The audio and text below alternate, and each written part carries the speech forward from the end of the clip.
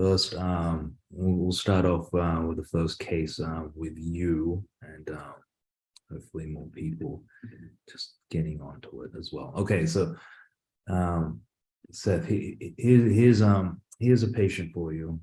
You call to the ER. This is a patient. Oh, no, not too far. Here's a patient, a 34-year-old male. He has no significant past medical history. And he comes to the ER with a 3-week history of confusion and some forgetfulness and a significant weight loss, is what you're told. You're told 20 pounds in that period of time. He has no significant medical history contributing to his presentation, and he has no deficit on exam. Mhm. And then naturally they'll order a CT before they call you. And this here is the CT that they have. Why don't you go ahead and tell me what axes we're looking at, and describe the images a little bit and what you may or may not see there. Sure. So this is a CT. On the left, we have our sagittal cut, and middle and right are axial cuts. Looks like there's a on the far right of this slide, on the axial cut, looks like there's some possibly enlargement of the ventricles, maybe some hydrocephalus. Mm-hmm. In the middle and left, I see a lesion in the ventricles, possibly in the third. Mm-hmm. It looks isodense to me. Sorry, I'm just gonna try to make my screen a little bigger. With some heterogeneity on that sagittal image. Sure, yeah, but nothing screaming out to you. In terms of where this lesion is definitely the third ventricle is definitely not apparent, especially in the middle axial. But what other structures could be around that area?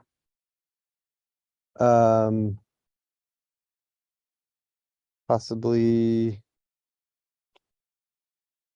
the thalamus. Exactly. So whilst this could be a lesion originating in the third ventricle, causing its effacement, it could also be a thalamic mass that is going ahead and pushing onto the third ventricle. Yeah. And then that would make sense as to why I included that image on the right, correct? Yeah. Mm-hmm. Yeah, So I think we're worried about mm-hmm. Obstructing CSF flow, causing some hydro. Exactly. So again, this patient has come in, he's no neurologic deficit. The ER calls you bedside, you do your exam. This is the image that he has. What would you say to do next? I think I'd want to see an MRI. Okay. And an MRI you have. So similarly, why don't you go ahead and describe the sequences first, and then go ahead and tell me what you see. All right. On the we have our axial cuts on the left and middle, and our sagittal on the right. And there's some rim enhancing lesion in the middle image. It looks like I see three separate sort of rim enhanced lesions. Mm-hmm. On the right image, I see the same. So I don't, and those look to be within the lesion. So I'm not sure if those are sort of cystic components in the lesion or. Yeah. The lesion itself, though, doesn't really. It's not no. really screaming out to you, is it? So how would you describe that? Yeah. So the lesion is iso-intense, or non-enhancing. Yeah, non-enhancing lesion with components of cystic components with rim enhancement around them. Mm-hmm. And do you see any sort of on the left that is a T2 sequence? Do you see again? Is there any sort of remarkable intensity that you notice within the lesion? Yeah, a little bit of sort of heterogeneous hyperintensity that Yeah. yeah. So, okay, excellent. So I guess now that we have that, what do you think this could be? Yeah, I think if we thought it was coming from within the ventricle, possibly it's a meningioma. If we think it's coming from the thalamus, maybe a glioma or possibly Mets. Yeah. Yeah. Yeah. And just quickly with meningiomas, how bright would you expect to see that with contrast enhancement? Very bright or not so bright? Uh, they would be bright. Yeah, yeah. So we didn't really see that. So less likely meningioma. Yeah. Outside tumors, can you think of anything else possibly that could Yeah. They're also not contrast enhancing, so I don't think like a abscess, Mhm. but possibly some kind of with those rim enhancing lesions. Yeah, yeah. No, I think you've got Sure. the most ones. It's going to be, it looks most likely a tumor of some sort. And within the thalamus, glioma is one that really jumps out, but you can't rule out the others. And then there's also, you think about the inflammatory, the infectious things as well. Less likely given his presentation as well. Mhm. There's no time component, there's no fever component to his presentation, but you can't rule them out completely. So I guess there you are. You've had the MRI and you're back in the ER staring at the patient, and the ER attending is asking you, what do you want to do? I think we need to, well, his hydro's probably not acute, Mhm. but it's there. Mhm. In terms of the tumor,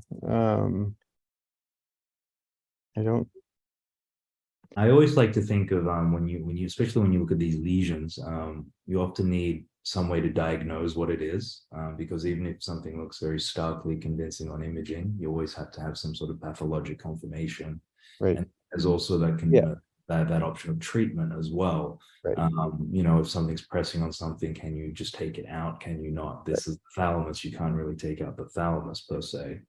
Right, so if we're thinking about Mets on a differential, then I think we should get a CT CAP Mhm. to see if there's any other lesions. And say that was negative.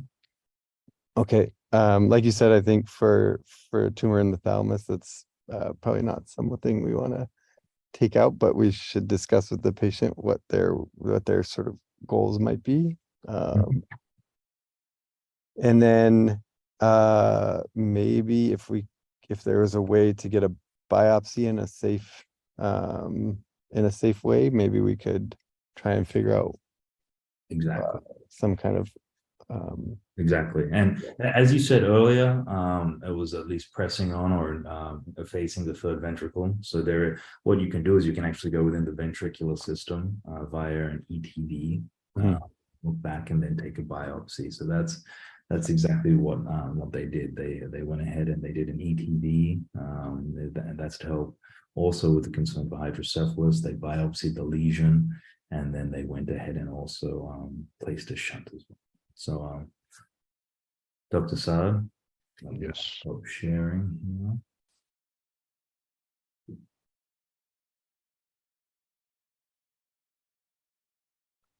Good morning, everyone. So this is the lesion. It is very cellular. And this is a higher magnification. So the tumor cells show ATP and pleomorphism, meaning there is significant variation in size and shape. One can identify occasional mitosis. So we're already talking about at least grade 3 tumor. And the tumor shows necrosis. Here is an area of relatively preserved tumor cells, and there is large area of necrosis here. By immunostains, the tumor cells are positive for GFAP, so it puts this tumor in the glioma category. OLIG2 shows patchy positivity. Some cells are definitely negative, while some cells are positive. So this suggests the possibility of astrocytoma. And the tumor is H3K27M mutant, as demonstrated by retention of the immunostain by immunostain. So this is a diffuse midline glioma, H3K27M mutant, grade 4, by definition. This tumor histologically does show grade 4 features, but of course we've seen cases where the tumor corresponds to grade 2 or 3, but if it harbors H3K27M mutation, it is grade 4 automatically.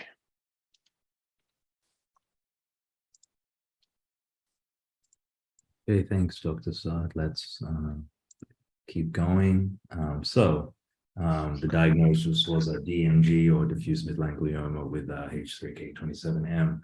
Quickly going over this diagnosis previously really is referred to as a diffuse intrinsic pontine glioma, or DIPG, because the primary midline structure was the pons, but and that typically occurs in children, but we have seen it in adults, even down the spine as well, and really just arises midline per the new terminology. It is high grade, it's diffuse, and the prognosis is very poor.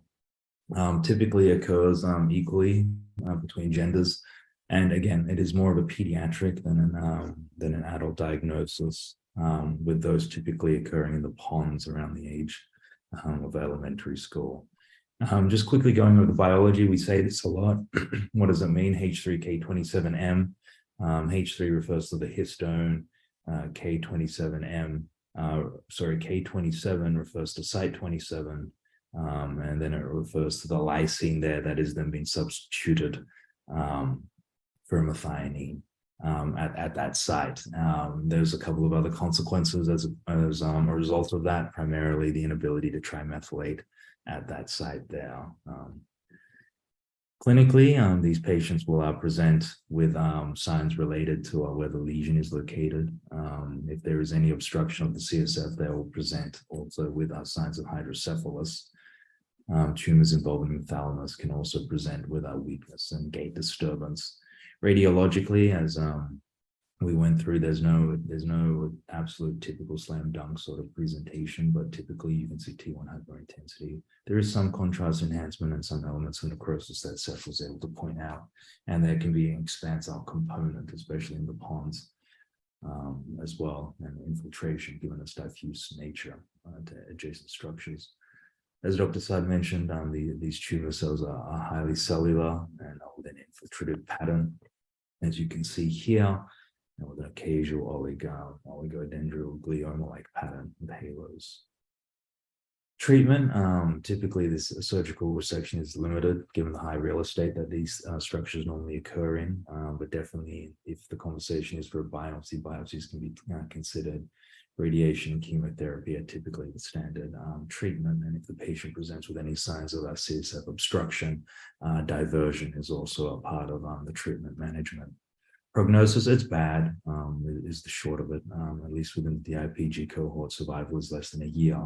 And what's important to note is it's irrespective of what the actual histologic grade indicates. If there's a H3K27M component, it automatically is a grade 4 lesion.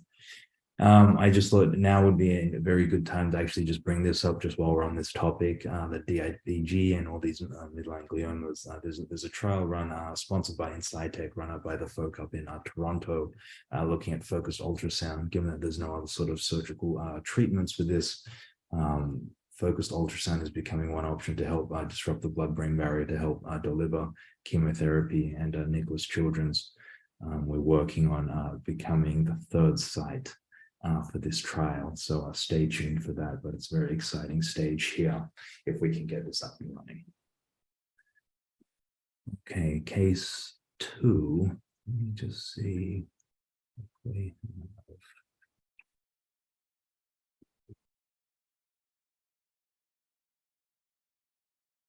Long, you there?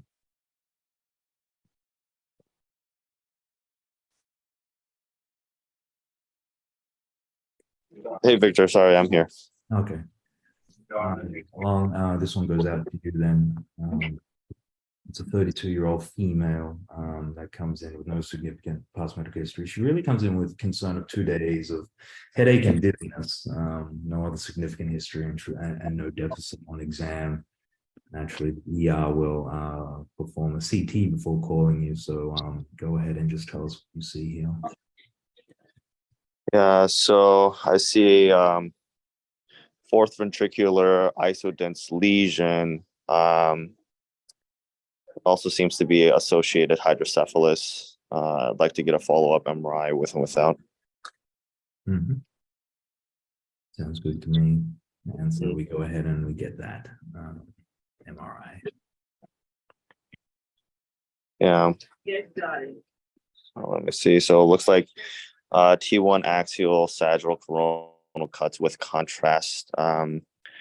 There appears to be a heterogeneously enhancing lesion along the, looks like the floor of the fourth ventricle. That's also kind of extending into the foramen. Looks like it's extending into the foramen luschka and causing the obstructive hydrocephalus.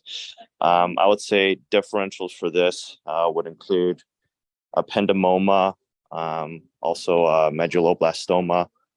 Less likely given the imaging characteristics, hemangioblastoma, and then also less likely given her age would be and imaging characteristics would also be pilocytic astrocytoma.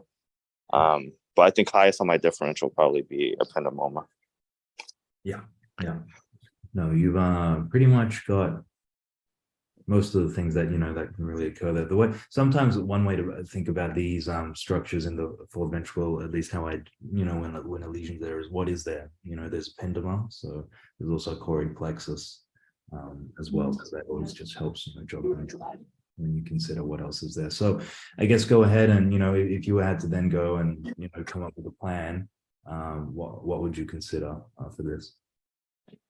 Yeah, so I think obviously I would get like a thorough neurologic exam, see whether or not she's acutely hydrocephalic. If there's concern for acute obstructive hydrocephalus, I would place a external obviously an external ventricular drain to temporize. She needs obviously at least a surgery for confirmatory biopsy. Yeah. At least. So I would offer a craniotomy for resection, and then I know for if I guess pathology confirms ependymoma, usually a lot of these patients also need, I think, like CSF sampling and possible like a MRI, CT and L-spine with and without contrast to rule out any sort of drop metastasis. Exactly. And so the course patient ultimately went on resection with the intraoperative EVD that was successfully weaned. But yeah, thanks, Long. Dr. Saad.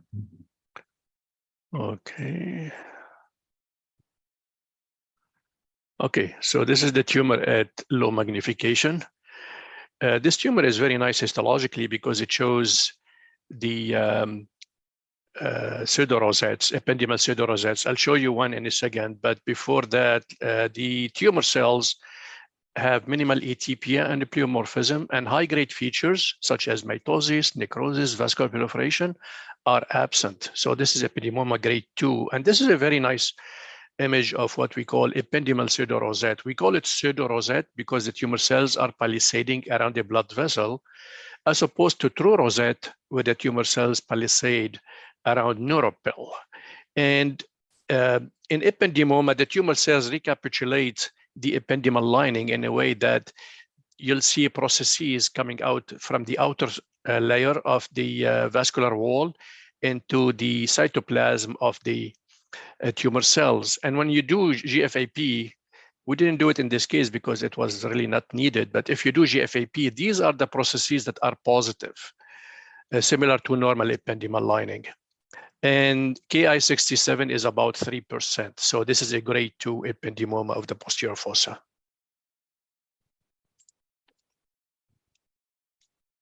Thank you, Dr. Sun. And so the ependymoma, going over that, well circumscribed tumors that can occur not just in posterior fossa, but can occur in other locations. It is bimodal. You can't see it in kids, see it in adults. And it is classified historically by location histology and more recently molecular and methylation studies. This here was a paper published 2 years ago in Cancer Cell that I think really is a nice sort of pictorial sort of summary of where we stand now with different types of ependymomas. And here, maybe I think it's a good way of thinking about where these lesions can occur in the spine, posterior fossa, and supratentorially. Histopathologically, you can see that they still retain much of the same names that we remember. And the good thing with this table, which is in this paper, if anyone needed to go back and reference it, is you can actually see the survival at the bottom represented graphically. And the take-home message really for this slide is that there are really two subgroups that confer poor prognosis. That's posterior fossa, EPNA, and then the supratentorial lesion with the RELA mutation as well. So a good summary slide for what ependymomas are across the spectrum of the CNS. Typically 0.4 for every 100,000 and bimodal, as we mentioned, with equal distribution. When they present relative to their anatomic location, if it's in the spinal cord, or if it's intracerebrally, with the respective symptoms, and also hydrocephalus when there's any sense of obstruction. They're commonly discrete, well circumscribed, and hyper intense, hyperdense on imaging. Histologically, as Dr. Sud mentioned, really pseudorosettes are the key finding. That is the buzzword. Treatment gross total resection if possible, and then depending on the outcome and the exact pathology, adjuvant therapy as needed. Prognostically, I think some good things to consider. When it comes to the spine ependymoma, as I recall from that pictorial graph, with good total resection, prognosis is very good. Intracranially, however, depending on what sort of mutation and what component there are, some have better survival than others. Just going over it again, the RELA fusion as well as the posterior fossa group A are the two groups that have a poor prognosis compared to the rest. We will move on to our case 3.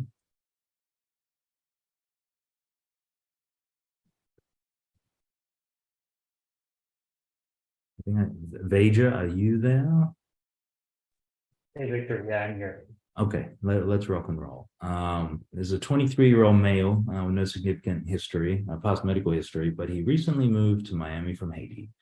2 days ago, he had a new seizure, but denies any other sort of contribution to his present history, with no neurologic deficit on initial exam in the ER. Oh, I gave it away. The CT was done, but it was done at an outside hospital before transfer and demonstrated a lesion.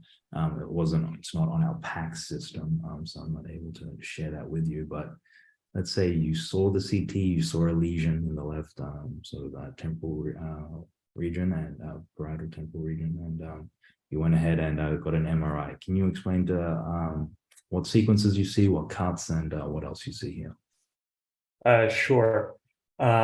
So going left to right, there's a T2 axial image right there. And then you're just followed by T1 axial and T1 sagittal. Looks like contrast. In terms of what I see on there looks like there's a rim enhancing lesion in the left frontal lobe. Okay. Do you see, I'm not sure if you can see it, but do you see, if you were to look inside that lesion, that well circumscribed lesion here, can you see any, I'm going to give it away. Can you see anything in it that looks different? There's a small spot of, I guess, it's like heterogeneously enhancing. There's a small point. Or you there. could call it a dot. A dot. Okay. Okay, only because it will come up later. So you see, okay, excellent. So you see this this Wilson square lesion enhancement with a dot. Okay, excellent. If you were to think of the differentials of this, Sure. I think first thing that would come to mind is maybe like a small glioma or a tumor of some kind. He's coming from a foreign country, so perhaps you can also consider some kind of infectious cause as well. I don't know if he's febrile or not, but especially in Miami, that's always something we should consider. any specific infection? Sure. It could be an abscess. It also could be like neurocysticercosis.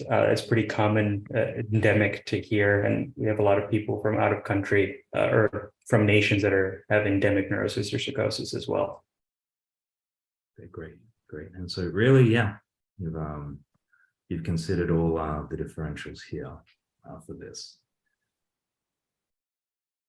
And so again, if that was the case presented, he's symptomatic, he has a lesion of unknown origin and then source, ignore the hydrocephalus comment at the bottom.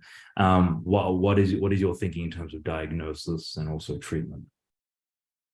I'm not entirely sure, but maybe you could biopsy the lesion just to see what you were dealing with if we were really concerned for infection versus a tumor. Mm-hmm. You mentioned, given that he's coming from a overseas country, could you consider doing any sort of blood work? Sure. Maybe we could get like a blood culture as well. Mm-hmm. And if you were thinking of some sort of parasite, is there anything else? Maybe antibodies against the parasite if possible. Mm-hmm. Yeah, or a stool sample as well. So ultimately, the patient underwent a complete resection of the lesion, and we'll go to the pathology slides. Thanks, Vijay.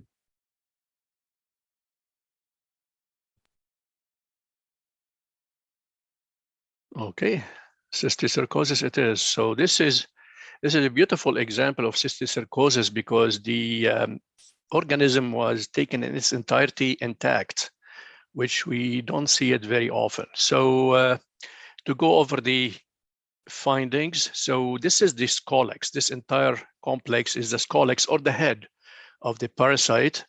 And the head of the parasite is composed of the suckers and the hooklets.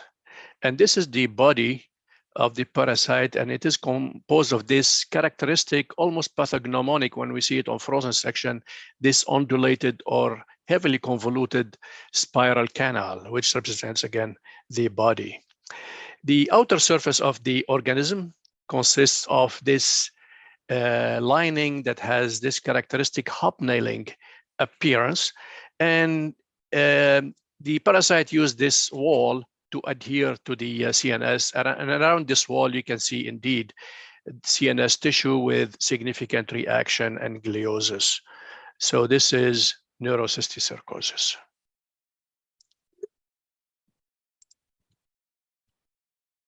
Thank you, Dr.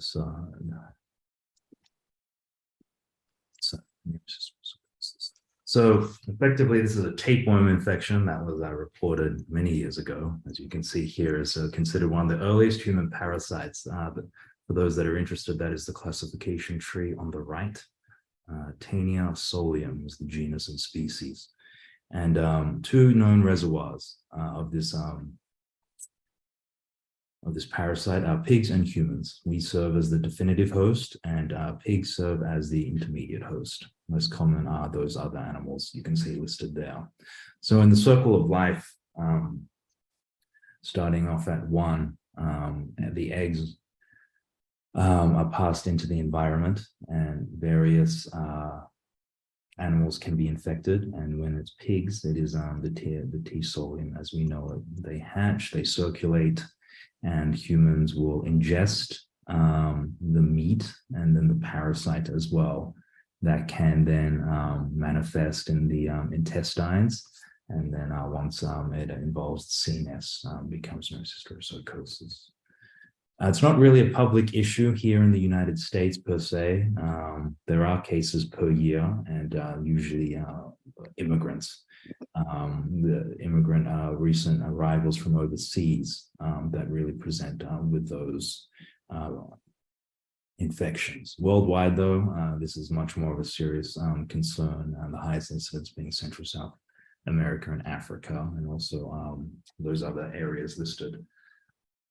And so clinically, these conditions can present as early as 10 days after infection, or as cases as slowly as 10 years.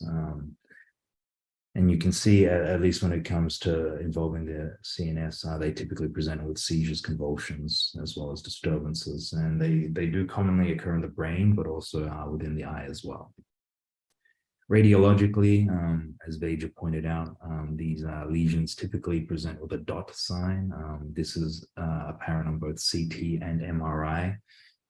And parenchymally, when they're involved, they often occur at the gray-white matter junction. So treatment, for the general treatment, general infection, just primarily when the intestines are involved, it's antiemetic drugs, typically praziquantel. That is given, but albendazole is another option as well. The praziquantel is very effective. And then continued stool surveillance as well. Although newer test antibody tests can also be done through the blood. When the CNS is involved, surgical intervention, as we proceeded with, and or the anthelmintic drugs as well. If they are used, a glucocorticoid is also used to help just manage the expected inflammation once the parasites die off in that. Okay, now we will go to the last case.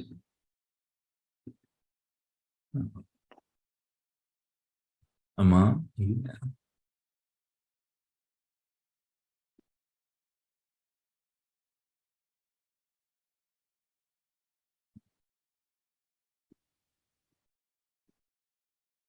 Okay, Aman. If not, Tyler. Victor, just a comment on that last case.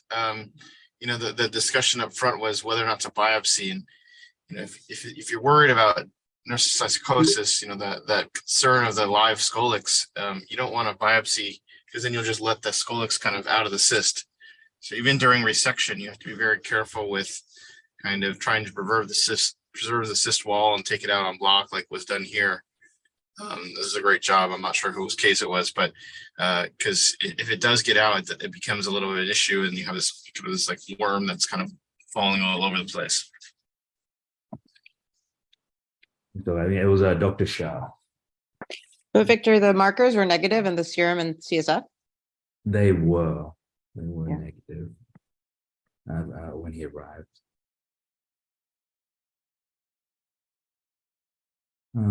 Okay.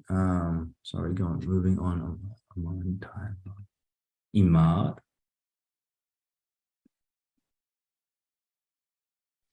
Hey, I'm here.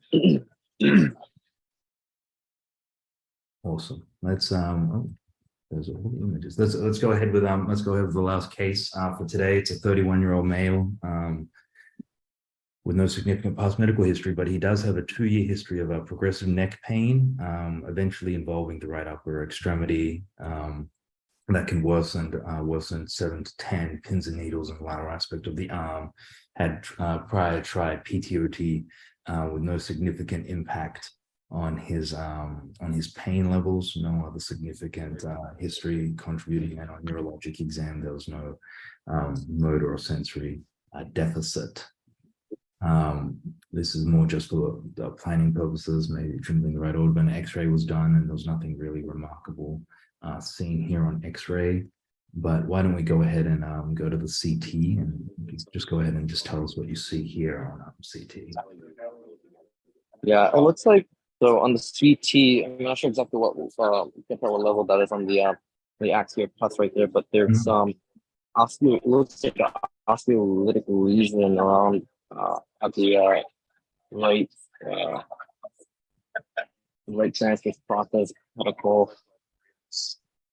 Oh, at the I don't know what level it is, but there's definitely some osteolytic lesion there that would make me think maybe some kind of either metastatic disease. Or he's kind of young, so that would be lower on my defensive, but some kind of osteolytic lesion, possibly met or some kind of tumor. Sure, Um, sure. And we'll go over yeah. that. Yeah, so we can say it's at the six. I should have said this is taken at the C6 level.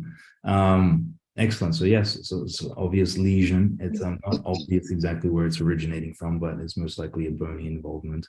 What vascular system or component are we concerned about here? Yeah, right here I'd be concerned about the vertebral arteries.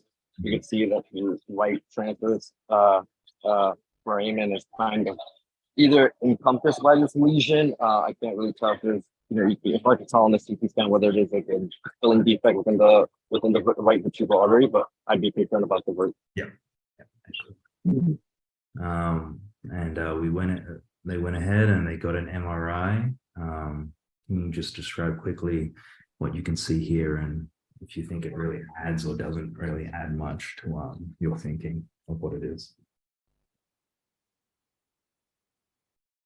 Yeah, on the MRI, I think you kind of see the demonstration of some of that,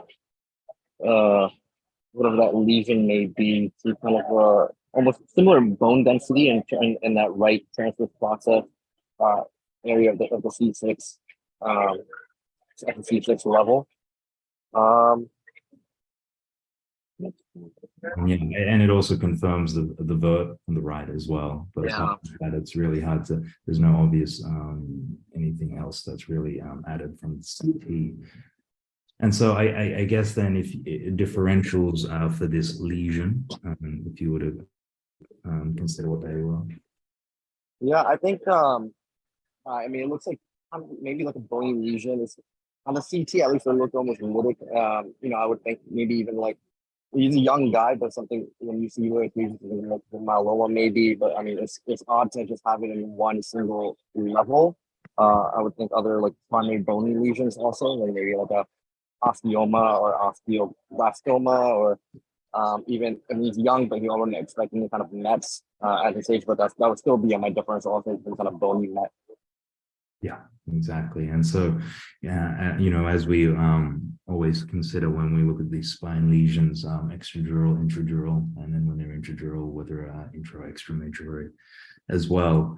But in this case, if we would consider extradural, I think a nice framework to consider extradural lesions of the spine. You can divide them into sort of benign and malignant.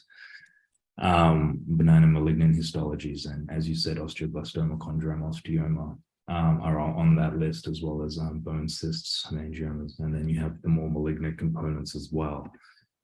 I guess, given the involvement, and the image on the right really should be a post-procedural one. You want to understand the involvement of the vert as well, and you can see a mild blush there on the right. So kind of giving it away, but the management and the workup for this is not as straightforward as I suppose the other cases. But what's going through your mind when it's just how would you go about diagnosing a lesion in the neck, as well as understanding the lay of the land and any sort of treatment? The diagnosis, at least we consider biopsy with resection, especially given that it's causing majority of the symptoms in the way up to when it comes to its pain. In terms of the vascular findings, I think if we're able to decompress and see if we can kind of open up the vert, that might be an option. Mm-hmm. Yep, and then depending on what you find, you can also plan for surgical treatment. And so, going over what happened, it was an IR-guided biopsy initially, and that revealed the pathology that was ultimately confirmed on surgery. Given the involvement of the right vert, the patient was also taken preoperatively for embolization. for first evaluation embolization. The right vertebral artery, as well as the right costocervical trunk and the right thyrocervical trunks were taken, and that was the second image here. You can see on the right, to help preoperatively with our control. And the patient was taken for a posterior approach laminectomy to expose the tumor. The tumor was resected, and then ultimately the patient was then instrumented at that point. Just for a learning point, I think surgical planning wise, the possibility of an anterior approach to this lesion was also considered as well. And I think it's important to know, when these lesions are kind of involving a lot of structures, to have that plan. Ultimately, it wasn't needed, but to have that plan of what to do if the posterior approach didn't work or achieve everything we needed. So we'll go ahead, Dr. Saad, with the pathology slides.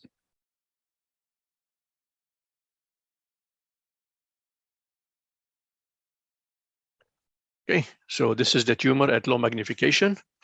You see that the tumor here is very cellular. Let me go high magnification.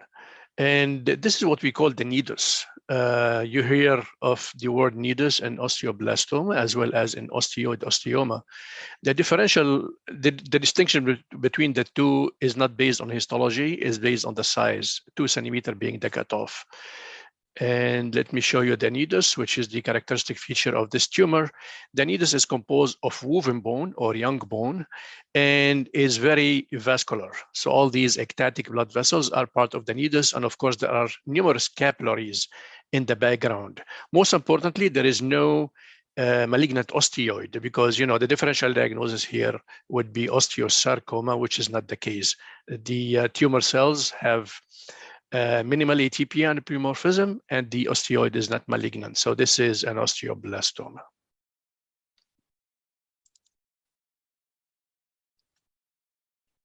So osteoblastoma. It is a local bone-forming tumor with growth potential, composed of that woven bone. As Dr. Saad pointed out, there's well-defined borders, and typically these lesions are greater than 2 centimeters. They are rare. They're not a very common primary bone tumor, and they mainly affect adolescents, young adults, with a predominance in males. Anatomically, these lesions typically are found in the spine, the sacrum, the posterior elements, but these can occur in any other of the bony structures. This here is just a study that actually published the sites of 300 osteoblastomas, and you can see the majority, if you were to call it that, occur in the spine when you add it in some compared to the other possible locations. So clinically, it's non-specific pain that patients present with, and depending on its location and if there's any nerve involvement, nerve impingement, they can present with those neurologic signs as well, as was the case in our patient. Radiologically, they can appear a dense shell of bone, and in some cases it can be very thin with expansion into the soft tissue and destruction, cortical expansion and destruction, common findings.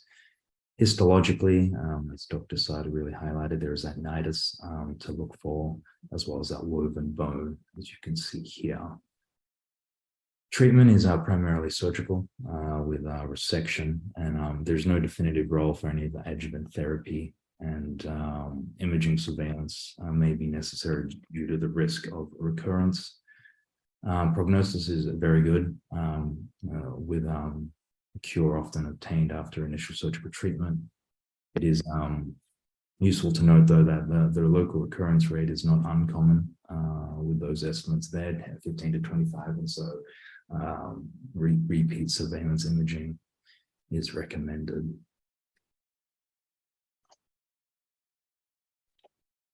Hey, great job, Victor. I think the interesting thing in this case is that if you look at the MRI images, there's a localized lesion that enhances, but then there's intense inflammatory reaction around it.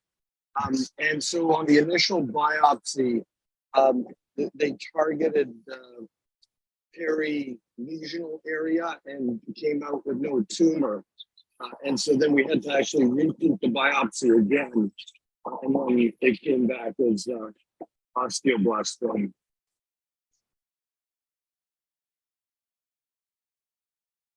Thanks, Dr. Levy. Thanks, Dr. Sa. Thank you, everyone. Thank you, everyone. Bye-bye. We now have I think we have Danny presenting. So Danny, let me just stop sharing my screen and go ahead. All right, thank you. Just go ahead and share my screen. And please let me know if you all can see this, can you? Good presentation mode. Pardon? Good presentation mode. Okay. There you go. Now we can. So, hello, my name is Danny John. I'm an M3 at the Miller School of Medicine. I'll be presenting our ultimate findings on the genomic alterations of glioblastoma by race. Many in the audience may initially find this information familiar, having seen me present it as an abstract at the research symposium hosted by our school on March 25th of this year, but increasing the number of genes studied from 100 to 566 has since crystallized some of those results while pointedly undermining others. With the manuscript complete, I felt that an update was in order and will be displaying much of this information in before and after fashion accordingly. But to start with background, glioblastoma is the most common primary adult brain tumor, accounting for 45.2% of such tumors. Incidence varies, perhaps most markedly by age and race. With respect to age, you'll see to the left that gliomas comprise more than a quarter of brain cancers in those 14 and under, decreasing in proportion with time. And with respect to race, and as we'll be discussing more later on, glioblastoma has its highest incidence within the non-Hispanic white population and its near lowest within the Asian and Pacific Islander population. Now, for a bit on molecular markers, some exposition I think is in order. Gliomas driven by IDH1 mutations are no longer classified as glioblastomas, and this may be in part due to their outlier survivability, of which an example from 2009 is shown there to the right. This article is entitled IDH1 and IDH2 mutations in gliomas, and it notes this marked and persistent difference in survival with only data from 1 year since then telling a different story. And incidentally, that year was 2021, which means that the influence of COVID may have been at play as a confounder for this one lone prognostic exception. But the remaining molecular markers are shown here at base, P10, and EGFR in bold because they're among the most prolific, but there's also the chromosome 10q arm deletion, alterations to TP53 and RB, amplifications of EGFR and PDGFR, and aberrations of ROS, RTK, and PI3K. So on survival, this slide shows the survival of glioblastoma by self-identified race, and to make what could be a relatively long story and was in March short for the sake of time, relevant literature found an overall 5-year relative survival rate of as high as 8.8% in patients who self-reported as Asian or Pacific Islander ethnicity, and as low as 4.8% in those who self-reported as white, with 6.8% of self-identifying Black patients surviving at an intermediate rate. All with the addition of temozolomide to radiotherapy, more than doubling the 2-year survival in most cases. So these findings then beg the question, whence the prognostic difference? There is currently no literature cross-referencing the causative mutations of glioblastoma with the ethnicities in which it occurs. So our aim then was and is to characterize genomic alterations associated with glioblastoma in patients of Asian, Black, and white race. Now, our methods and inclusion criteria didn't technically change, of course, but the use of more genes, in other words, an increase in power since then from 100 to 566, altered the parameters that these inclusion criteria established. From, for example, 3,900 initially qualifying samples to now only 2,390 used, and with accompanying changes in the percentage of composition by race to boot. So what's in, I believe that's orange, there on the right is basically what's been supplanted here. And you'll see that our analysis was at last of 2,390 primary glioblastoma samples collected by the GENIE database of the American Association for Cancer Research. And these samples had corresponding information on patient racial or ethnic identity. All of them did. 4.69% of them Asian, 2.8% of them Black, and 92.5% of them white. Our most notable exclusion criteria then were, for one, a lack of such information, and also self-identified race beyond it, that being Asian, Black, or white, and IDH driver mutation, since, as aforementioned, such tumors are no longer classified as glioblastoma. All samples were profiled with targeted next-generation sequencing panels, mostly using either of two assays, the MSK Impact Assay or the Dana-Farber Cancer Institute Assay. Genomic alterations, and by that I mean mutations and copy number alterations, of 566 genes implicated in glioblastoma were analyzed across self-reported race in this work. This again up from a mere 100 glioblastoma-related genes, which had been analyzed at the time of my reporting this work as an abstract.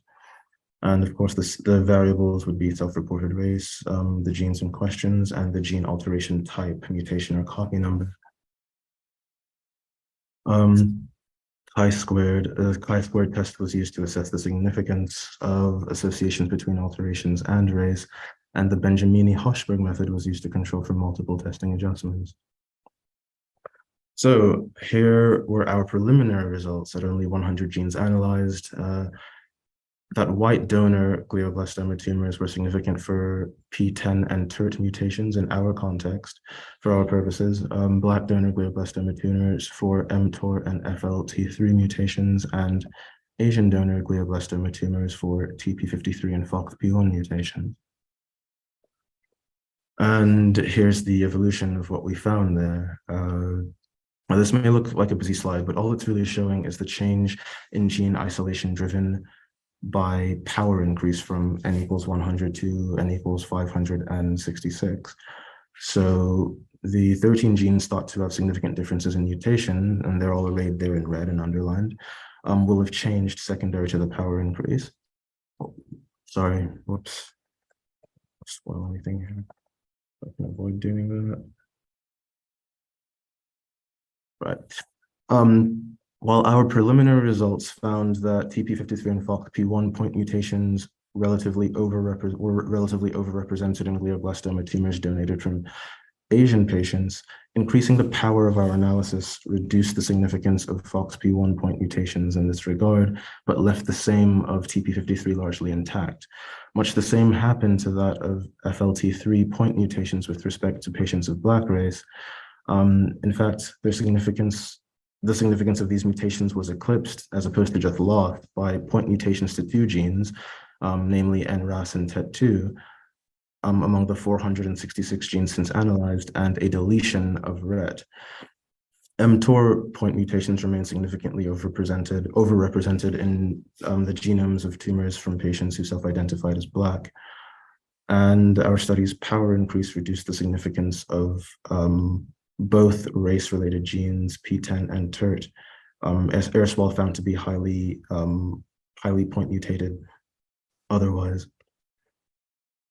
So taken together in consolidation, our more mature findings suggest that TP53 is the lone racially differential glioblastoma-related gene expected to sustain point mutations at a significant rate in patients of Asian race.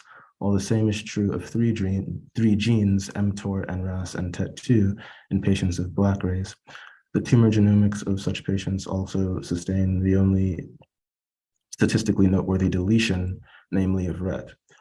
Although point mutations to P10 and TERT initially seemed significant in the glioblastoma genomes of white patients, further analysis revealed that these genomes were less than significantly likely to feature alterations of these, or indeed any kind of the racially differential genes under study. That said, point mutations within the glioblastoma genome of white patients are most variable in the identities that they can take, which is to say that they have more variants than any of their counterparts. And here is a simplified summary of the ways in which increasing our study power changed the results. And again, while white patient-donated glioblastomas held no plurality genomic incidence of mutation of any of the race-related genes under study, they did feature by far the highest variant number of, or copy number of any such incidents as compared with Asian race or Black race counterparts. These findings differ from the original, but the reason that we're comfortable with them is that the results only became stronger in this direction as the power increased. So in conclusion, there are significant differences to be found in glioblastoma gene mutations as a function of race, and these differences do need to be further explored to determine prognostic or therapeutic implications. There is quite a bit of nuance in the data here that I couldn't get to for lack of time, but I'll be sharing the final manuscript of this work with the relevant faculty later today for review in anticipation of journal submission. Thank you all for your attention. Okay, so hi, I'm Robert Jacobson. I trained at the U of M with Dr. Razumov when he first came. I actually started with him in New York. And so I'm kind of giving you a summary of looking back on 55 years of neurosurgery training and experience and how I see things evolving into the future. Kind of inspired by seeing what's happening in the community as well as past talks, so you kind of understand where things have come from.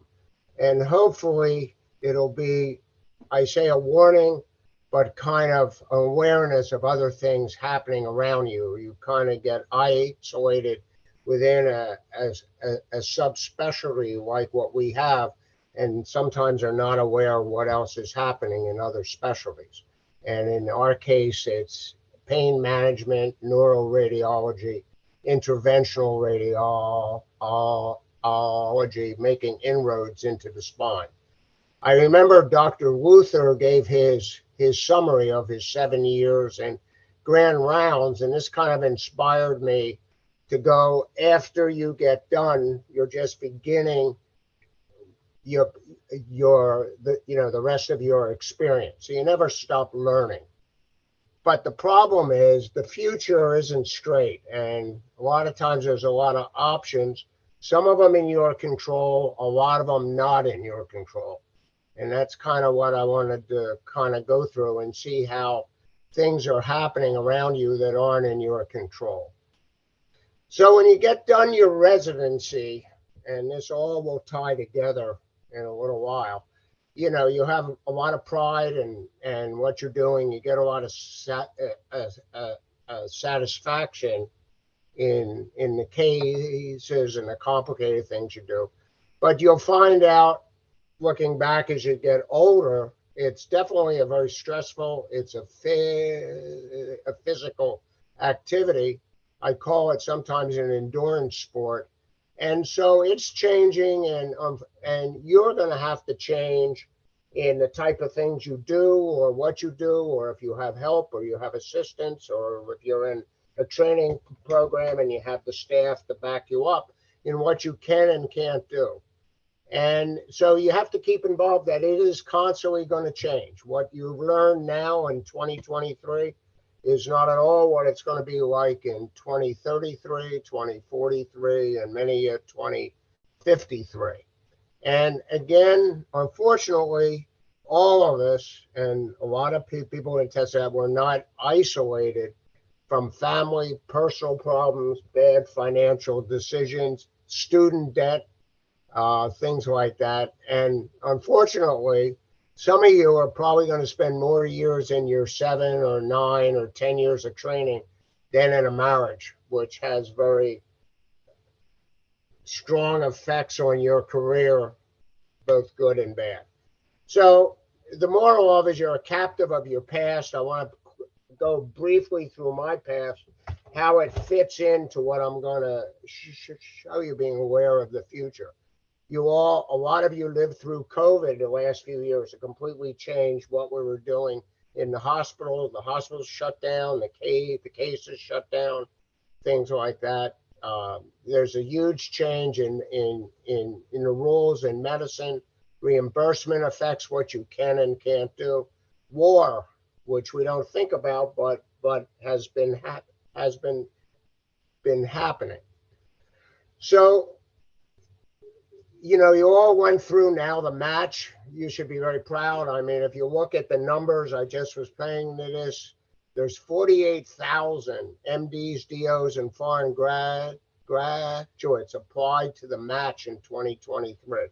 And there were only 240 neurosurgery positions. So it's a very exclusive group. And just looking back, when I got done medical school in the late 60s, there was no match. There were approximately, and I tried to track it down, the best I could figure, maybe 110 positions in the entire country. And the match, the neurosurgery match, started in 85. And from 85 to 96, there was an average of 142. So it's been a very small, restricted specialty. This is important when you understand what's happening now in spine and the invasion, erosion, and attack by other specialties to kind of carve out their part. When I got done in 1968, our match was called the Berry Plan. I don't know how many, maybe a few of the more senior faculty or someone like Dr. Heroes members of that, but the Berry Plan was during the Vietnam War. It was an obligatory military service. It was a medical draft. 42,000 physicians were in the Berry Plan.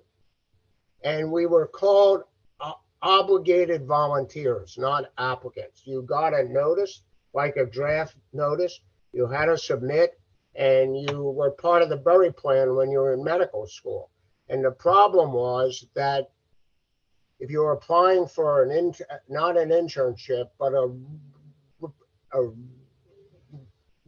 residency, if you didn't have your Berry Plan commitment, which if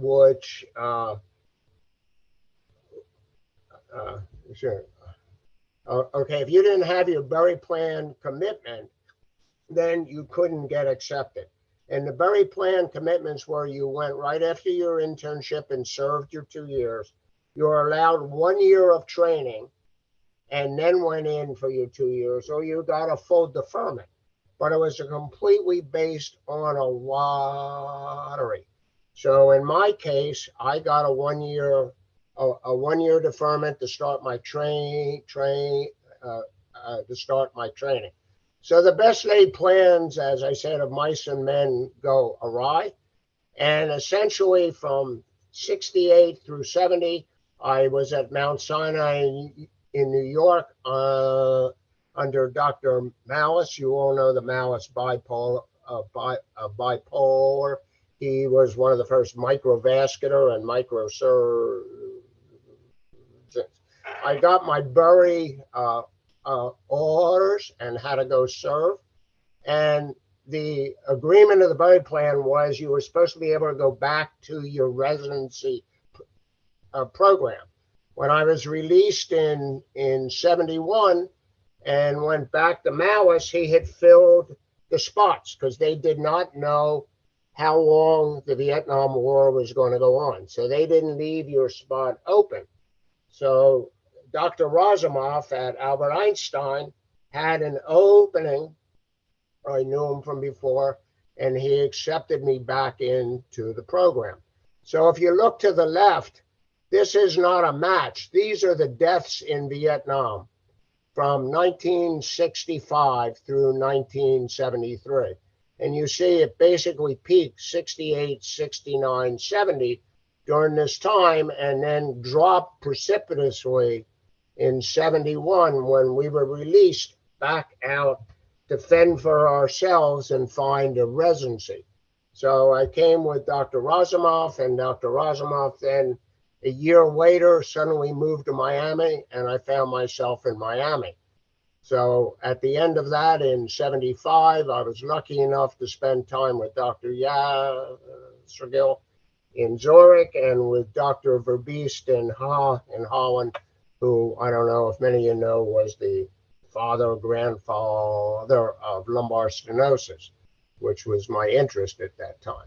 So how does this fit in? Well, it fits in to understand what our background is versus the background of all the other doctors in these other specialties that are now trying to work on the spine.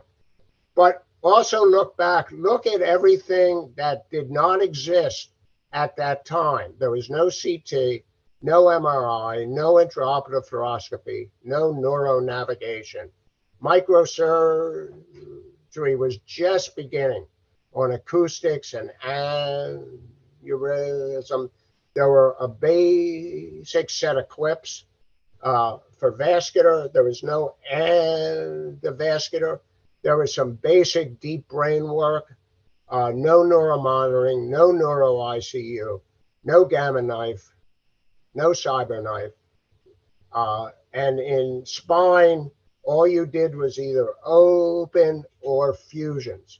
There was no instrumentation except for Harrington rods and hooks. No pedicle screws, no percutaneous or minimally invasive procedures. And most importantly, there was no internet. So you couldn't look up info. If you didn't have it in a book or go to the library, you couldn't find things. So think of that and think of what's going to change through your time. Okay, none of this could almost be predicted. So just a quick look back. Here's the first EMI scanner in 1974. It just did the head. The images you can see are very crude, and look at what we're dealing with now in tractography in great detail. And the same applies to the spine. You look at the great detail we have, and that affects what we're able to do and understand the pathology. But it also allows other people who don't have necessarily the detailed background that you're investing 7, 8, 9 years to kind of work in the same part, especially in the spine. Just a quick thing of understanding, as I've learned through these years, as you watch procedures evolve, and we're going to get into the procedures, there's different things. Some are creative, like anterior cervical discectomy was a totally new approach to the spine. There's disruptive things like CT and then MRI that basically, if you understand the background, was really just an extension of what was done in CT. There's percutaneous approaches. And once you started to do that, people started to think of other procedures that they could do and other approaches to the spine. And then there's inventions like the screws and pedicle screws and percutaneous screws. And just to give you an understanding of how long and what period of time, if some of you are aware of McGrill, who was an orthopedist in Europe, he had developed an external fixator, which was basically a percutaneous screw hooked to an external fixator, like in a leg. But he really didn't think of internalizing it. And then later on, an interventional radiologist, about 5, 7 years later in France, came up with a vertebroplasty going through the pedicle, followed by a balloon, and then it was Foley in 2001, almost 25 years later, who developed what we understand now as the pedicle screw, percutaneous pedicle screw fixation. So during your career, pay attention to things at a very early stage, because they kind of relate to what's evolved. And it's not always one group of doctors. It's one doctor someplace else, another doctor takes it and modifies it. somebody else modifies it again. And it can come out from all around the world. And also understand where you fit. Are you an adapter? Are you very conservative? Are you something who wants to play with something when it first starts out? Do you want to evaluate it? Do you want to kind of wait till it's mainstream? Or are you like the last guy in your town to try something? And again, it's always good, as I say, to look at other options, especially if it's not with your girlfriend. And you can't fall in love with a particular procedure. And you always need to be skeptic about first things you hear. Whoever is marketing it or promoting it, if it's a doctor, if it's a company, and especially if it's salesman, it's always the next best thing. So you have to have a real degree of being a skeptic and make your own evaluation. Read up on everything. I've approached many new things, as you'll see, and I've spent a year or 2 years exploring it, playing with it, going to meetings, going to hear it, watching it, going to see a doctor who does that, and then finally decide, okay, I'm going to try it. And again, the most important thing in the real world is understanding, managing, and being straightforward about the patient expectations of what they want for surgery. Obviously, this is a good job as a hip replacement. The legs are balanced, they're similar, but from the patient standpoint, it doesn't really look very good.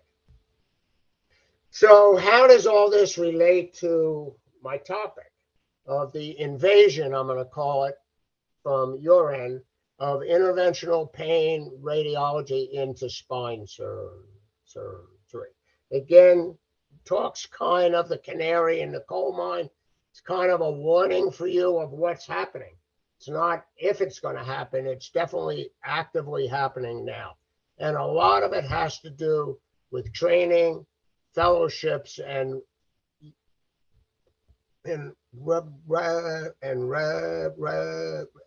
residency. Pain management is a very new specialty.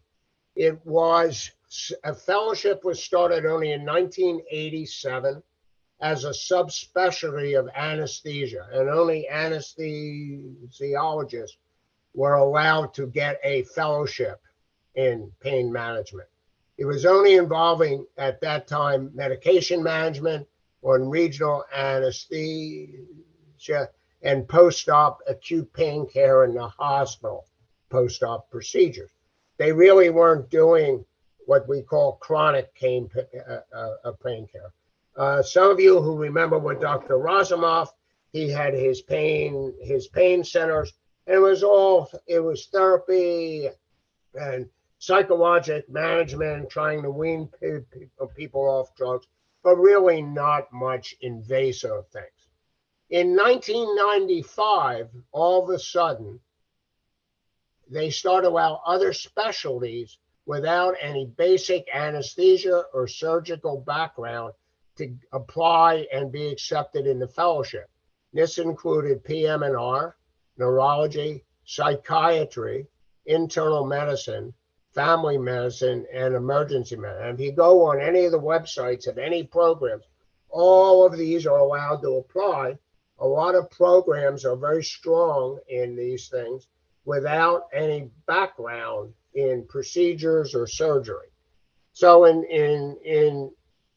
then since 2005, in the last 15 to 20 years, it evolved into interventional pain management, which is now very procedure driven, doing injections, doing rhizotomies, doing spinal cord stimulators, and now invading invasively into the spine. So in the last 15, 20 years, there's been a dramatic expansion of who can perform these procedures, which were solely under the control of neurosurgery and ortho spine. Now there's a number of spinal procedures, which I'm going to go through, that are actually being developed, designed, and marketed specifically for a wider market, not to spine surgeons. They're actually avoiding spine surgeons. when I would inquire to the companies, when I'd hear about something in the community, or a patient would come to me asking about a procedure, and I'd reach out to the company, they wouldn't even return my call when I found out that I was a neurosurgeon. It would take 6 months, 9 months, and the rep call, and he says, "Oh, we don't have our training is just for pain physicians." So who are these physicians and what are their training compared to what I showed you, what I went through, what you as residents are embarking on if you're in your first year, last year, or have to do a fellowship. So here's the real scary numbers. There are potentially all can be involved in pain management with or without training. 42,000 anesthesiologists, 20,000 orthopedists, close to 10,000 PM&R. Pain physicians officially 6,000. There's 4,700, 35 to 4,700 neurosurgeons. IR, there's close to 4,000. Not IR, regular IR. Interventional radiology, and neuroradiologists, there's close to 4,000 who only do that or do it combined with regular IR. And then there's neurologists, family medicine. So the market for other doctors to do other procedures is huge. So what are the specialty groups that are working on the spine? All come from vastly different training and experience. Again, when it originally started with anesthesia, many anesthesiologists have a surgical background for a year before they take anesthesia. And many programs of your residency in anesthesia require you to do another year of medicine or surgery before you actually start in anesthesia. A lot of programs don't start you as a PGY1, they start you as a PGY2. But currently right now, as a best estimate I could find, there's approximately 17 to 1,900 physicians being trained in interventional pain management a year. That's 2,000 a year. Remember, there's only 240 residents in neurosurgery, and they're training for 7 years. And there's close to 2,000 training in interventional pain management for 1 year. So in the 7 years you're training, approximately 14,000 potential pain management doctors will be around somewhere. Most of them are anesthesia, a lot PM&R, and the others. There's also interventional, as we said, and ortho, and there's a lot of ortho spine formal fellowships and a lot of orthos who have done spine during their training and do this without a fellowship. In the fellowships, it's interesting. They're all 1 year training, huge variability in what they're exposed to, what they're doing. If you look at the interventional pain is primarily spinal cord stimulators and blocks and hardly any other procedures. Versus somewhere else, they do a lot of more spinal related procedures in their training. I could track down, now that the MDDO programs have merged in the last 1 to 2 years under the ACME, there's 100 plus MD-DO programs, formal fellowships. There's still about 18 DO programs, and unaccredited, I documented 45, quote, unaccredited programs where someone has a year fellowship. Some of them are huge spine groups where they offer a fellowship that's undocumented, so you can't take a board or get a formal board in it, but they'll give you a certificate saying you've had training. And then NASS the North American Spine Society, has let out 25 fellowships based on volume of procedures the center does for PM&R physician. This is unaccredited, but the certificate is going to say NAS. So that's pretty dramatic. The societies, forgetting the AA and S and CNS, the American Society of Pain and Neuromodulation, which I'll go through, just had a meeting in Miami Beach last weekend, 5,500 members. American Society of Interventional Pain, which was only an anesthesiologist and now has broadened it, 6,500. The World International Pain, 9,000. NAS has dramatically expanded who can be a member of NAS. It used to be very exclusive when it first started in the late 70s and 80s. It was an honor to get invited in NAS. Sorry about the spelling. I kind of rushed that. But now on chiropractors, RNs, PTs, coders, all can be members of NAS. This was Miami Beach last weekend, the Aspen Conference. They took over the Fontainebleau, the Eden Rock, and was packed. 5-day conference, 2 days of workshops and training, and then all sorts of talks. These are just some of the workshops that were done. One is percutaneous image-guided lumbar decompression, kyphoplasty, and interspinous process decompression. Why is this training important?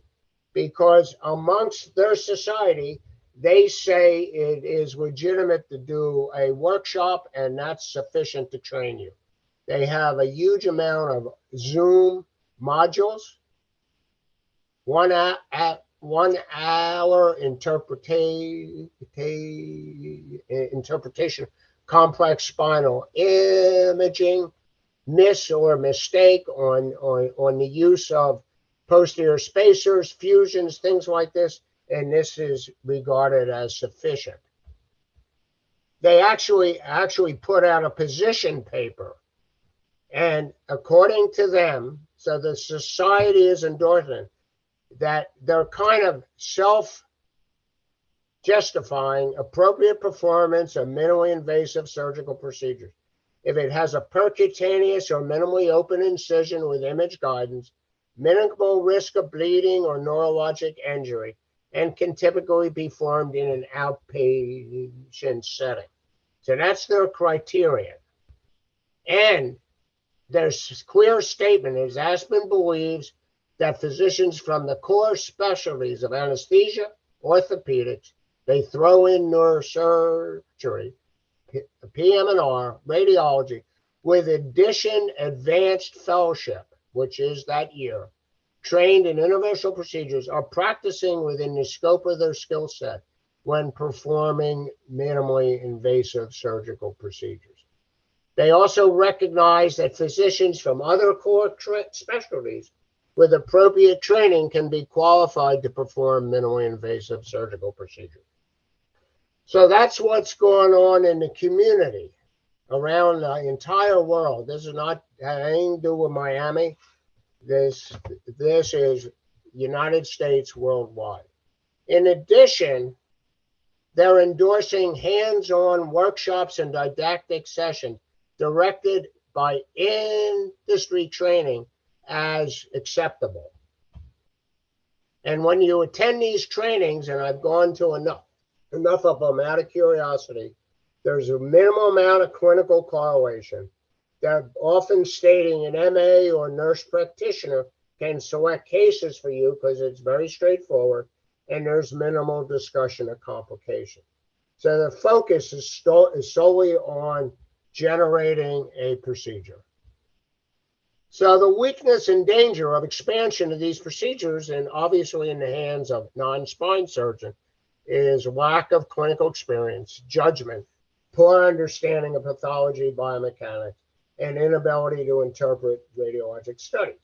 So most importantly, So they can't put these procedures in the proper context, even if they work, and they can't recognize, or they're very few can recognize or treat complications.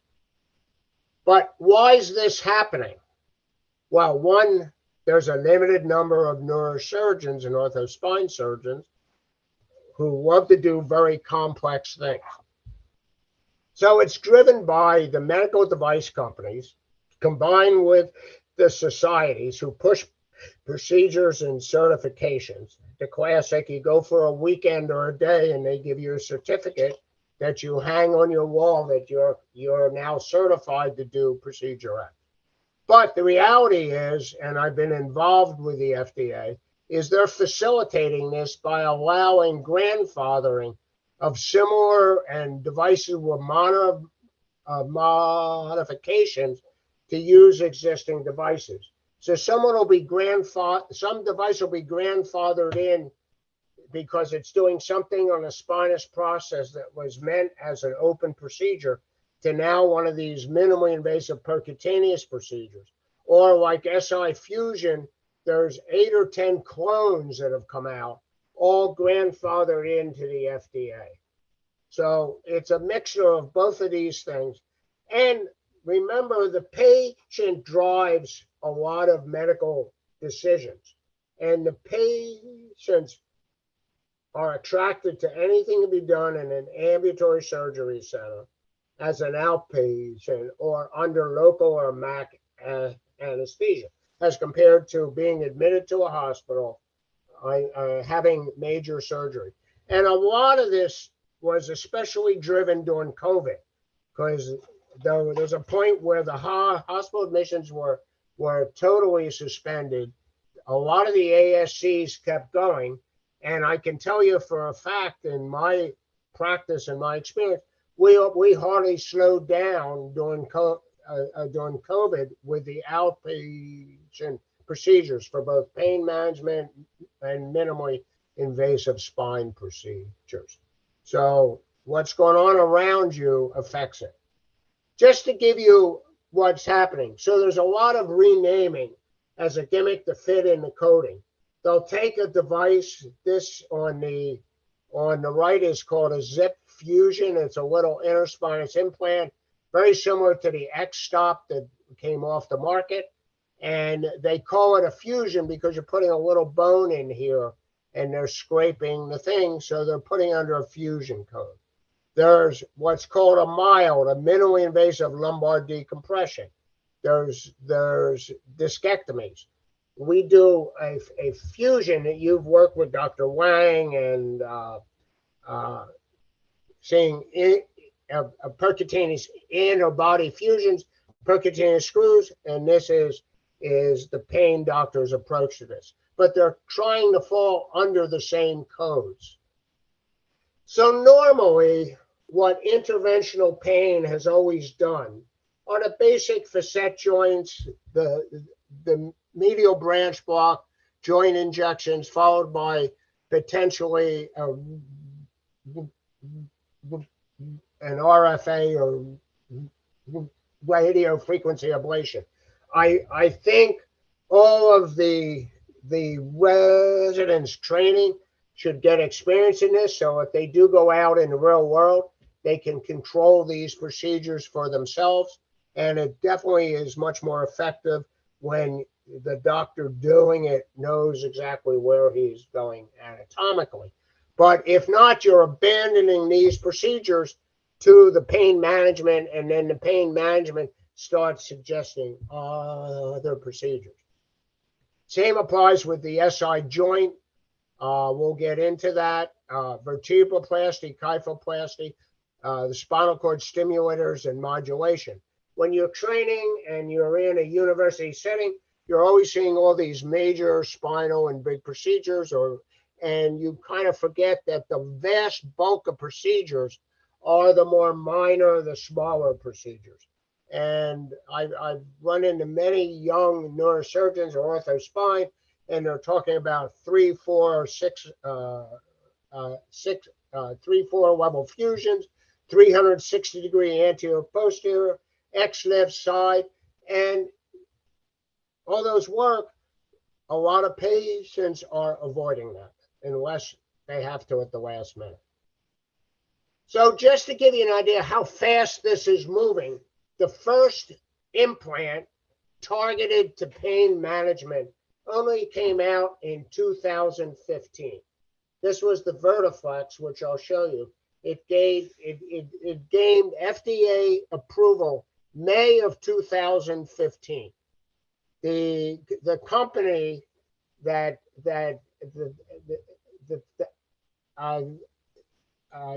came out, that is, was essentially backed by venture capital through FDA trials and debt. And it was eventually sold to Boston Scientific for $1.5 billion. But the company was super smart. What they did is they had all their reps were former representatives for spinal cord stimulator and kyphoplasty.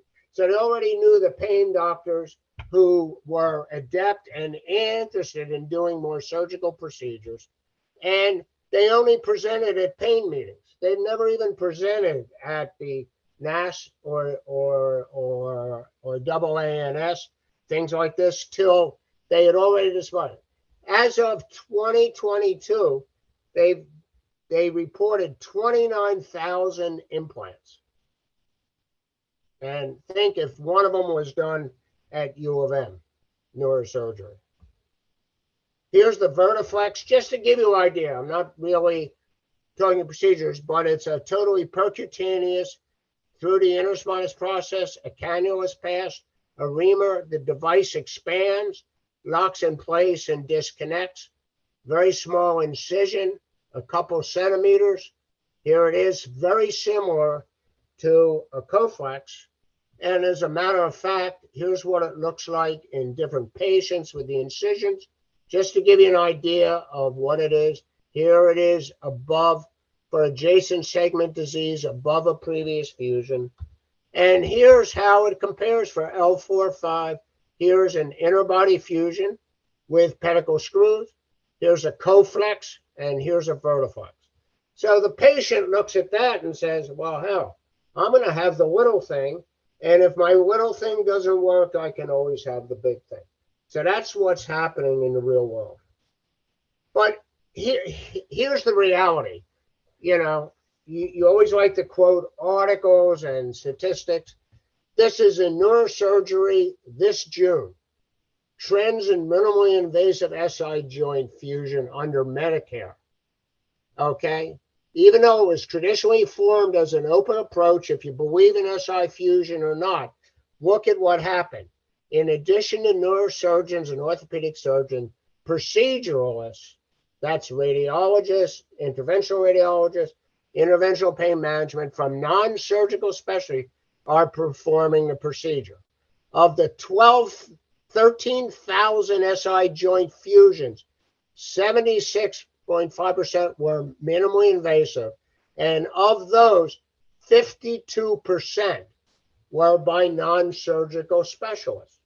But it's the same code, the same billing, and they're piggybacking on to the open procedure. So they're pretty scary numbers. So once these doctors have like gotten a taste of blood, as they say, like a shark, they kind of look at other procedures, and they call what they call advanced procedures. Bone tumor ablation, the IR guys are doing at UM. Spine jack implants for fractures, which we've done at UM. Percutaneous endoscopic discectomy, not the huge transforaminal endoscopic, but with smaller systems. Endoscopic rhizotomy, intracept ablation, and I'll go through these, interspinous stabilization, facet screws, a few. So, you know, they're tackling a lot of different procedures. And the reality is, as I'll review, some of these actually work pretty well. But what's driving this, besides the companies and the societies and all these things, is the patient. The patients are to avoid open surgery and fusion. the patient perception. You talk to patients, they can always go to bigger later. And the patient desire for ambulatory outpatient surgery. They don't want to be in the hospital.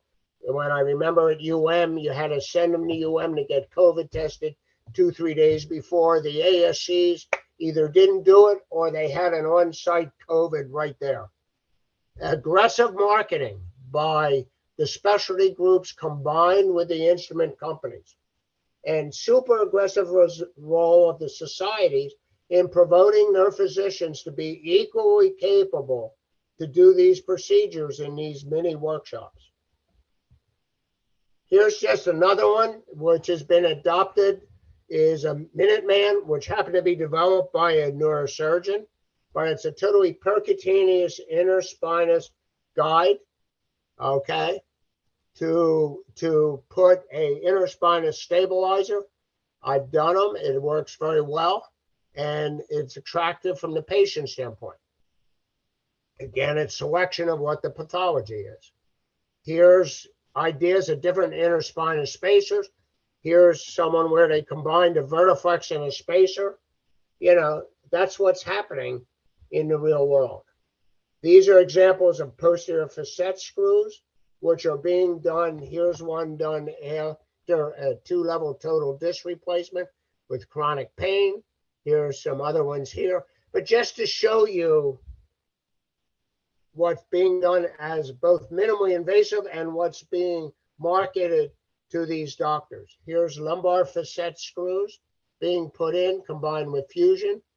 And I'll kind of go through where I feel these procedures fit in a little bit. Here's cervical screws. So they technically can be done. So the importance is learning, are these appropriate? Can they be done? Is it a substitute for the regular things? You're going to be seeing people showing up who've had these done, either with good results or not so good results, or still have persistent problems because maybe it wasn't the right procedure. But when it is the right procedure, here's posterior facet screws. And this is, there's been a number of studies come out in the last year or two. It does foraminal distraction, fuse in place for a very minimal incision. Here's here, and the patients are satisfied. This another one you should be aware of. The Intracept is a basilar nerve ablation, and it deadens the nerve supply to the end plates when there's degenerative modic change. It's image guided. I've been doing it the last couple of years. It definitely is effective, and we even can go past screws and ablate the nerve even after they've had a fusion with screws. The Intracept, and I want you to be aware of these procedures so you can kind of pay attention to them, read up on them, don't kind of poo-poo them. Here's the lesions made in the basilovertebral. It's a radio frequency burn at 85 degrees centigrade for 7 to 15 minutes. These are 7 minutes. This is 15 minutes. But these are the long-term studies that actually go out to 5 years with a pretty dramatic drop in pain scores that seems to be persistent. So kind of like my own summary, if I had to make a cheat sheet for you, these are these minimally procedures that are also being marketed to pain doctors, but there's nothing to say that we as neurosurgeons can't take them on. Why let them take total control of an area when you could do the procedure? It's not a 360. It's not some complex spine thing. They actually do well in a lot of patients. And if I had to relate them, the spine jack, Intracept, and tumor ablation, I'd kind of give it 5 stars. The facet screws, so far for me in a couple years, I would definitely give thing. Discectomies, either for small discs and minimal cannulas, and as you know, with larger discs that you've seen work well. Interspinous spacers is a more complex degenerative thing. but the Vertiflex and the Minuteman in the right selected patient does well. You should get versed in spinal cord stimulators for chronic pain. If you want to do them or not, I'm not really a fan of fusions of the SI joint, but it's super popular. And as I said, you got to be skeptical of biologics, but there's a huge amount of people who go through this. And they have injections and they have biologics and they have stimulators and they have that, and their pain comes and their pain goes and they're pushed at.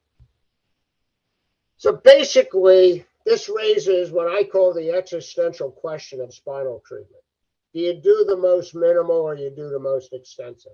You all know that MRI scans are super sensitive, picks up a lot of pathology, but as you spend a lot of time with patients, the vast majority of patients, the pathology doesn't directly relate all the time to their clinical symptoms. And a lot of the symptoms are very localized, maybe to L4-5 on the right. And is there a role for just doing limited procedure surgery and they get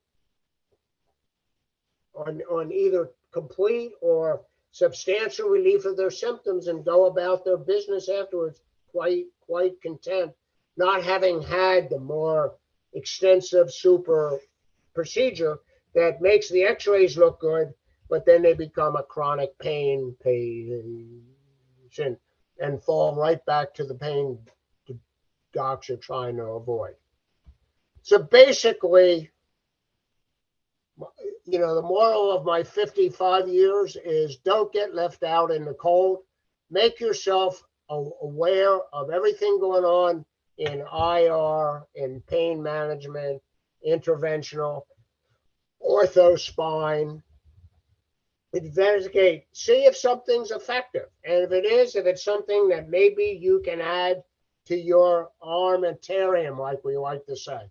You know, it's like your quiver of arrows. There's nothing say you can't do it if that's what works attractive to you and the patient there. But you as a neurosurgeon have the ability to do the entire gamut. And many times I explain to patients, look, you have this stenosis, you have this, you could do screws, decompression, all this, but it seems to be localized to this area. And I think there's a reasonable chance that if you do a localized decompression, a localized discectomy, a localized, metrics, that should be sufficient to you. And we're doing them now more and more combined with these. They're not one procedure versus another. We recently did a patient from Trinidad who had a discectomy done in Trinidad, open at L5-S1, and his back pain and leg pain never totally went away. Repeat scan showed a recurrent or persistent 5-1 disc, and he didn't want screws and open, and he was done totally percutaneous. We had a repeat discectomy. We did an Intracept for the modic change, and put little facet screws at 5-1, all as an outpatient, and he completely went back to Trinidad and happy with his result. Now, okay? So you have to keep abreast of these things, and my moral is medicine keeps evolving. I think you should also with that. And as I say, if any of you used to watch CSS Miami, his famous line is, they didn't see that coming. And you don't want to be the car that just ignored it till the pain management interventional doctors slam into you. It's a very real issue when you go out into more of a private environment in practice, depending what town you're in. And I think you all need to be aware of these procedures, aware of them. Some of these things will evolve into more complex procedures, the same way the percutaneous screws evolved from an IR guy doing vertebroplasty to an ortho inventing the balloon, and to fully inventing the percutaneous screws. So things evolve and your future is unknown, but you kind of can see what it's coming. So I hope you have a good career and an exciting future. Thank you.